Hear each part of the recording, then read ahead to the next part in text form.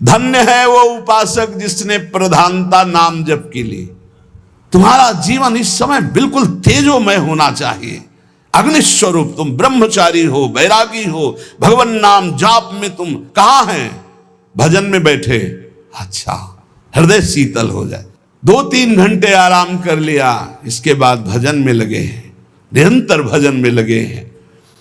धन्य, उनके आगे लग, धन्य ते नर रहत जिनके नाम रट की बान। ये आदत पड़ गई है नाम जपने का, नाम कमाने का एक स्वभाव बन गया है। अधिक से अधिक जग करके नाम जप करना, उनके पाप और पुण्य दोनों नष्ट हो जाते हैं, क्योंकि पुण्य भी बंधन है, शुभ अशुभ दोनों बंधन है, दोनों को नाश कर देता है नाम रूपी अग्नि, और भगवत साक्षात्कार करा देता है। जो उपासक इस रहस्य को समझ गया, वो इस कलिकाल में बहुत जल्दी भाव की प्राप्ति कर लेता है। कल केवल मल मूल मलीना, पाप पयो निधि जनमन मीना। जैसे मछली जल में ही आनंद मनाती है, ऐसे मन पाप में ही आनंद मनाता है। कलयुग में, कलयुग का प्रभाव है, मन पाप चिंतन करता है, पाप करके आनंद मनाना चाहता है। अगर इससे निकलना चाहते हो तो एकमात्र उपाय है राम नाम कलि अभिमत दाता, हित पर लोक लोक पितु माता।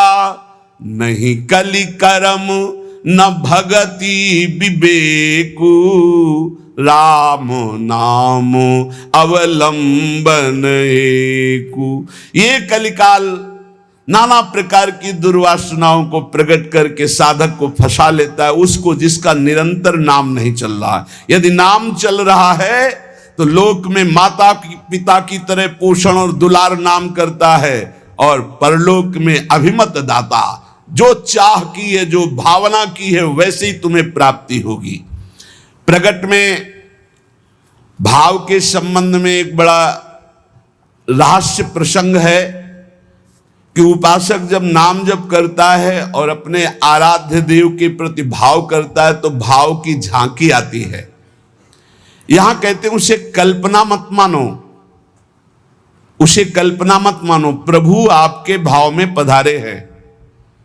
जितना आप भाव नाम के द्वारा प्रकट कर पाए हैं, ये भाव नाम के द्वारा होता है, ये कोई कल्पना नहीं होता। नाम जापक में ही भाव का प्रादुर्भाव होता है। जैसे आप श्यामा श्याम, तो आपके सामने जो श्यामा श्याम का रूप प्रकाशित हुआ, जितना आपने भजन किया है उसी के अनुसार वो प्रकाशित होगा।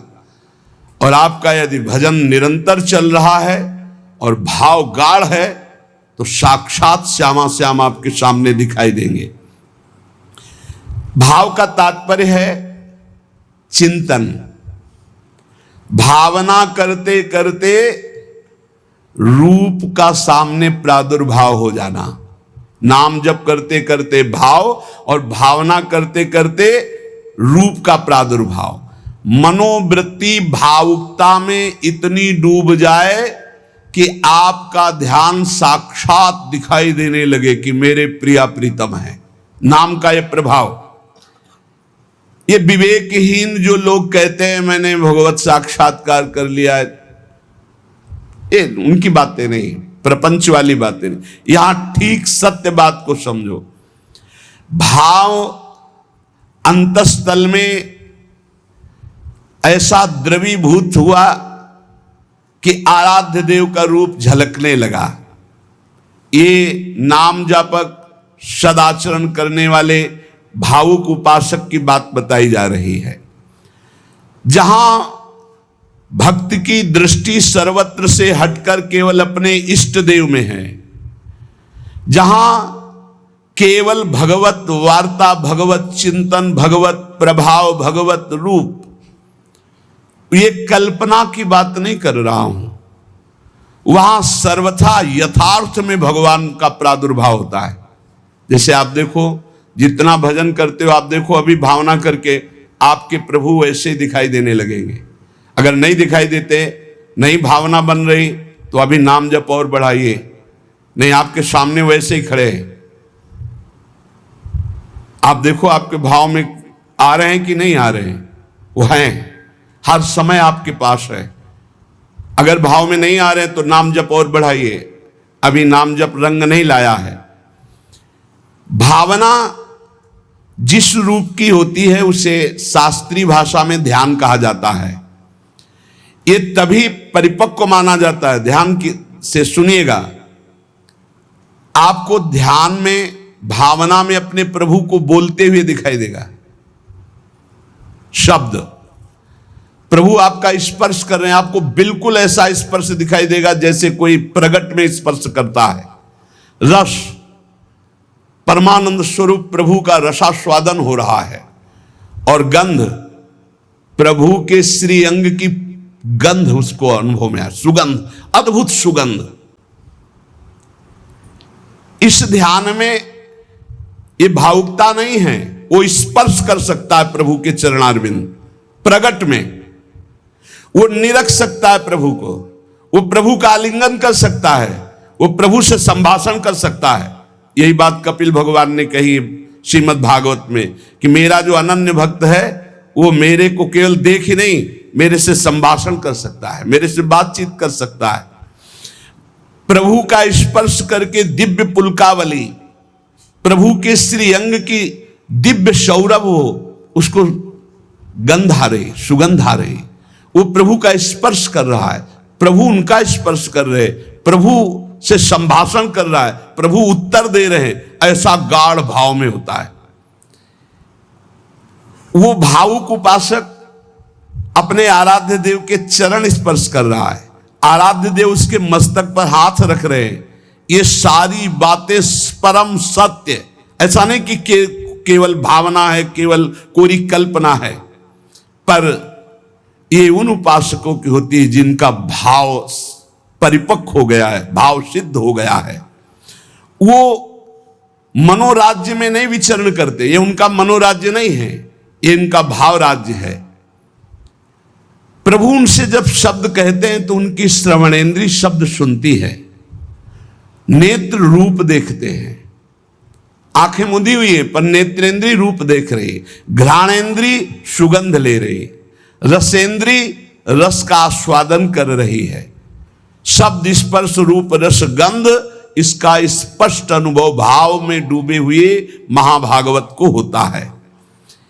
यह साधारण स्थिति नहीं है, ये बड़ी ऊंची स्थिति है भाव देश की। ये कल्याण स्वरूप उपासक जो हो चुका है उसकी स्थिति है, पर इसको बहुत ऊंची स्थिति मान के छोड़ नहीं देना है। अपने गौर से देखो, अपने आराध्य देव झलक रहे हैं कि नहीं? वो हैं वैसे ही प्रिया, वैसे ही लालजू। जैसा आप संबंध सबसे हटा पाए हैं, जितना नाम जप, जितना गाढ़ भाव, उतने ही आपको अनुभव हो रहा है। देखो भला, दिखाई दे रहे हैं कुछ तो, जितना आप नाम जप कर रहे हैं भाव में तो आ ही रहे हैं, नहीं आ रहे? भाव में आ रहे हैं, वो आ रहे हैं। अगर अंधेरा दिखाई दे रहा है तो अभी नाम का प्रकाश नहीं हुआ। खूब नाम जप करो, जल्दी करो, ज्यादा समय नहीं रह गया, गाड़ी आने वाली है, बस भागना है, यहां से भागना है। कुछ समेट नहीं पाओगे, जल्दी समेट लो मन और इंद्रियों को और लगा दो नाम पे, और भाव की प्राप्ति करके भाव देश से अपने देश में जाना है, अपने प्रिया प्रीतम के पास जाना। मान लो ये सब अज्ञानियों की बात न सुनो। और हमने उपासना की, भक्ति की, हमारे अमुक मर गए, अमुक क्या तुम भी मरोगे, सब मरेंगे। यहाँ जाना है, यहाँ आए हो कमाने के लिए, भाव बनाने के लिए, भजन एकत्रित करने के लिए। जिसकी समझ में ना आए, आप तो सत्संगी हैं, आप तो बड़े कृपा पात्र हैं, आप तो समझ लीजिए, जाना है, तैयारी कर लो। जितना भाव है उतने ही आपकी ऊंचाई है। तार्किक लोगों से बचिए। अरे कोई ध्यान है, कोई प्रभु है, ये तो तुम्हारी कल्पना है। नहीं, यहां कह रहे आपको जितना अनुभव में आ रहा है वो प्रभु हैं।